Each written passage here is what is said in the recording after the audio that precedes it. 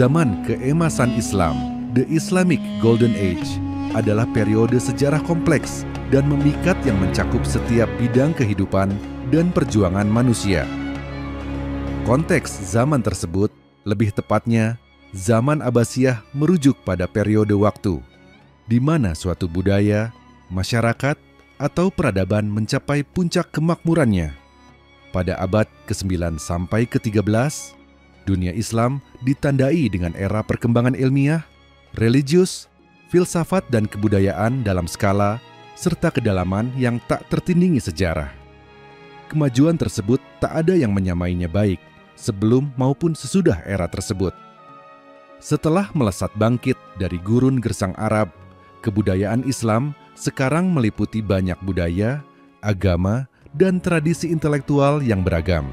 Namun, masa Golden Age telah sirna usai Perang Dunia ke-I, yang di mana perpustakaan terbesar, yaitu Bait al-Hikmah, telah dibakar beserta dengan karya-karya ilmiahnya oleh pasukan Mongol. Hal ini menyebabkan terjadinya keterhambatan kehidupan umat manusia, terutama umat Muslim setelah kejadian itu. Selain itu, terjadi kemunduran politik dan fragmentasi kekuasaan, seperti melemahnya kekhalifahan Abbasiyah yang menyebabkan instabilitas dan hilangnya dukungan terhadap lembaga-lembaga ilmu. Umat Muslim pada abad ke-20 sangat berbanding terbalik daripada masa Golden Age. Hal ini dibuktikan banyak dari negara yang mayoritas Muslim memiliki perkembangan yang mundur.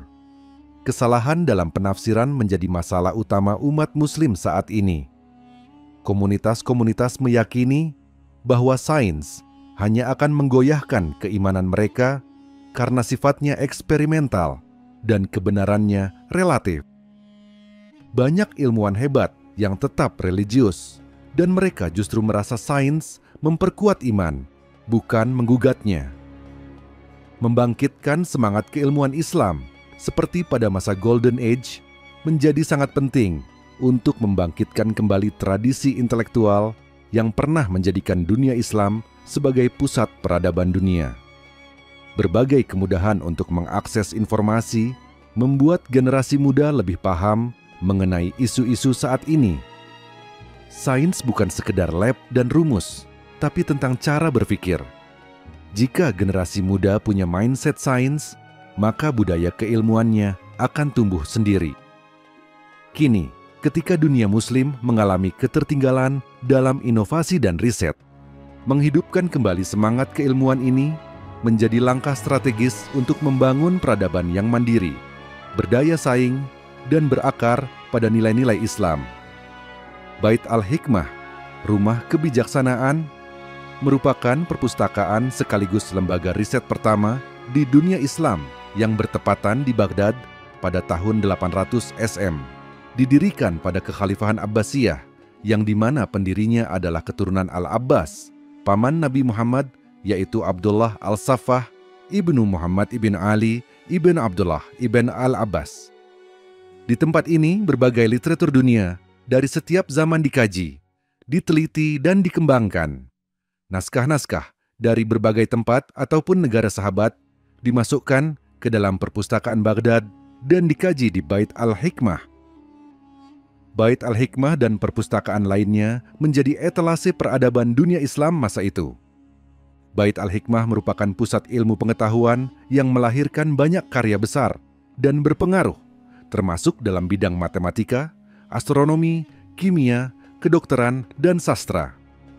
Salah satu terobosan paling terkenal adalah karya Al-Khwarizmi pada abad ke-9, yaitu Kitab Al-Jabr wal Muqabalah, yang dikenal di dunia barat sebagai The Book of Restoring and Balancing. Buku ini menjadi dasar dari perkembangan aljabar dan algoritma modern. Dari tempat inilah, ilmu trigonometri lanjutan, penamaan bintang-bintang, teknik pencampuran tincture, metode pengobatan, hingga gagasan penting dalam filsafat dan sastra turut lahir dan berkembang, menjadikan Bait al-Hikmah sebagai tonggak awal peradaban ilmiah yang mendunia. Pada masa itu, para ilmuwan mendapatkan kedudukan yang sangat mulia dengan segala bentuk dukungan dari negara. Setiap ide, proposal riset, dan pengembangan ilmu pengetahuan difasilitasi penuh oleh pemerintah. Bahkan, negara akan membayar setiap buku yang diterjemahkan atau ditulis dengan emas seberat buku tersebut. Mereka bekerja di kawasan elit kota dan menikmati penghargaan yang tinggi dalam masyarakat. Tak heran bila Baghdad menjadi magnet utama bagi para ilmuwan dari berbagai penjuru dunia. Hanya dalam kurun 1 abad setelah Bait al-Hikmah berdiri, perpustakaan di Baghdad telah menjelma menjadi pusat literatur paling lengkap dan bergengsi di dunia. Kemunduran ilmu dunia Islam tak terlepas dari penyebab tidak stabilan politik saat itu. Terdapat faktor internal maupun eksternal yang membuat ilmu dunia Islam mulai mengalami kemunduran. Kemunduran peradaban Islam dipengaruhi oleh sejumlah faktor eksternal yang signifikan, seperti Perang Salib 1096 hingga 1270, dan invasi Mongol 2200 hingga 3000. Perang Salib kerap dipandang sebagai bentuk awal dari imperialisme Barat yang agresif, dengan agama dijadikan alat psikologis untuk ekspansi. Sementara itu, serangan Mongol yang mencapai puncaknya pada tahun 2258 menghancurkan Baghdad dan menandai berakhirnya kekhalifahan Abbasiyah.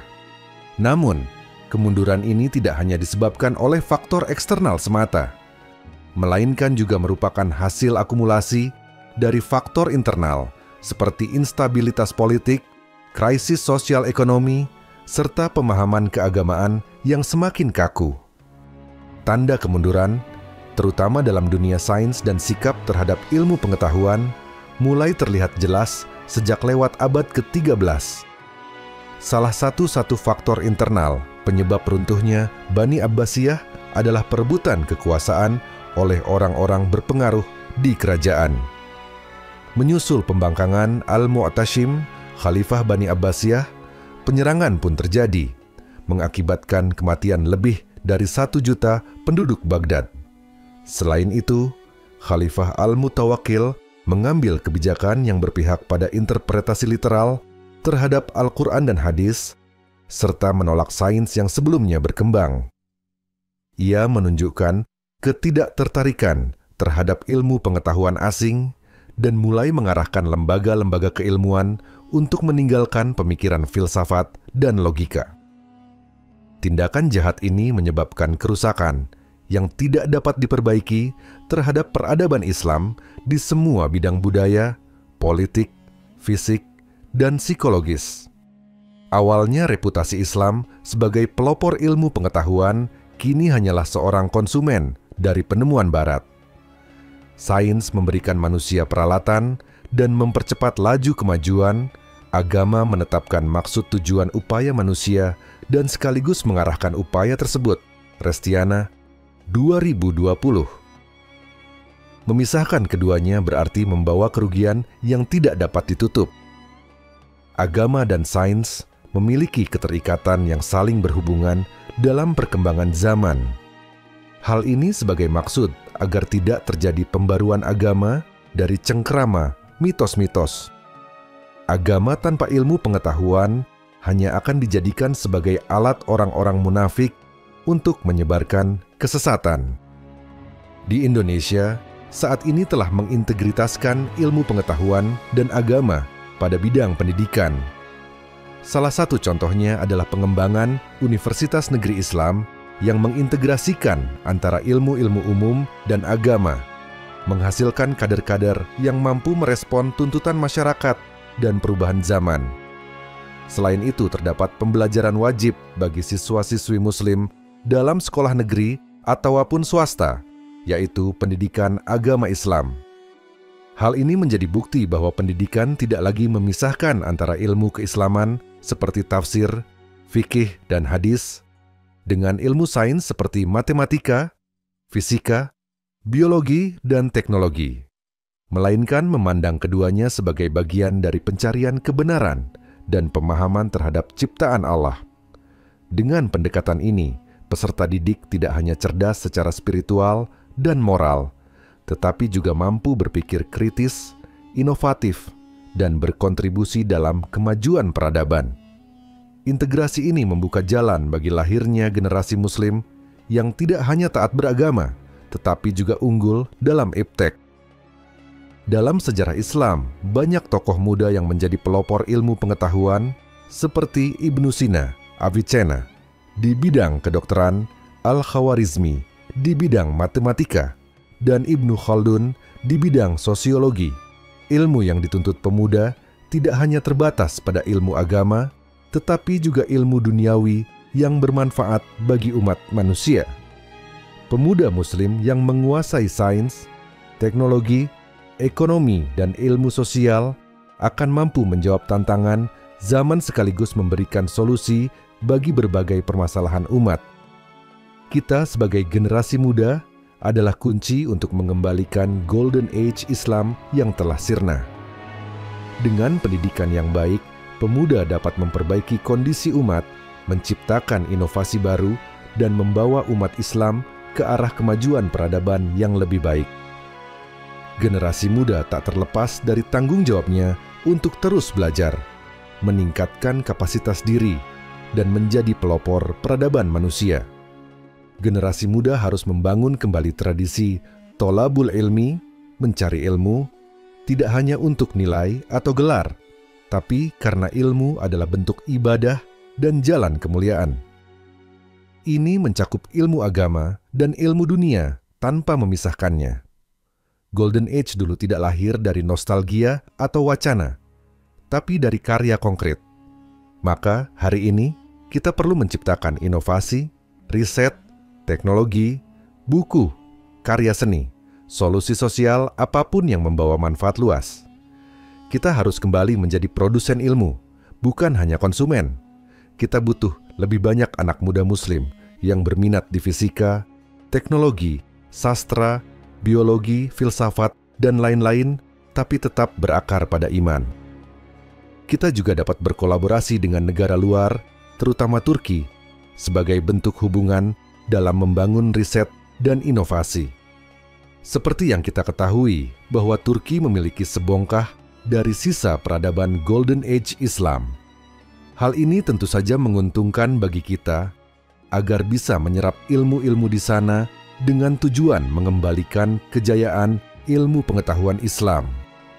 Dengan begitu kita dapat membangkitkan kembali tokoh muda yang menjadi pelopor ilmu pengetahuan seperti Ibnu Sina, Avicenna di bidang kedokteran, Al-Khawarizmi di bidang matematika, dan Ibnu Khaldun di bidang sosiologi dengan wujud dan zaman yang berbeda. Kejayaan Islam pada masa Golden Age merupakan bukti bahwa peradaban Islam pernah menjadi pusat ilmu pengetahuan dunia. Lembaga seperti Bait Al-Hikmah di Baghdad menjadi tonggak penting kemajuan dalam bidang matematika, kedokteran, astronomi, filsafat, dan sastra, di mana para ilmuwan dihargai tinggi dan didukung penuh oleh negara. Namun, kejayaan ini mulai meredup akibat berbagai faktor, baik eksternal seperti perang salib dan invasi Mongol, maupun internal seperti perebutan kekuasaan, stagnasi intelektual, dan pengabaian terhadap ilmu rasional. Hal ini menyebabkan umat Islam beralih dari produsen ilmu menjadi konsumen dari peradaban Barat. Untuk membangkitkan kembali kejayaan tersebut, generasi muda Muslim memegang peran sentral. Integrasi antara ilmu agama dan ilmu sains harus terus dikembangkan melalui pendidikan yang inklusif dan holistik. Generasi muda perlu menumbuhkan semangat tolabul ilmi, membangun karya nyata dalam bentuk riset, teknologi, dan solusi sosial, serta berkolaborasi secara global, termasuk dengan negara-negara yang memiliki sejarah keilmuan Islam yang kuat seperti Turki. Dengan landasan iman yang kokoh dan kemampuan intelektual yang luas, generasi muda diharapkan dapat menjadi pelopor peradaban baru yang unggul secara spiritual dan ilmiah.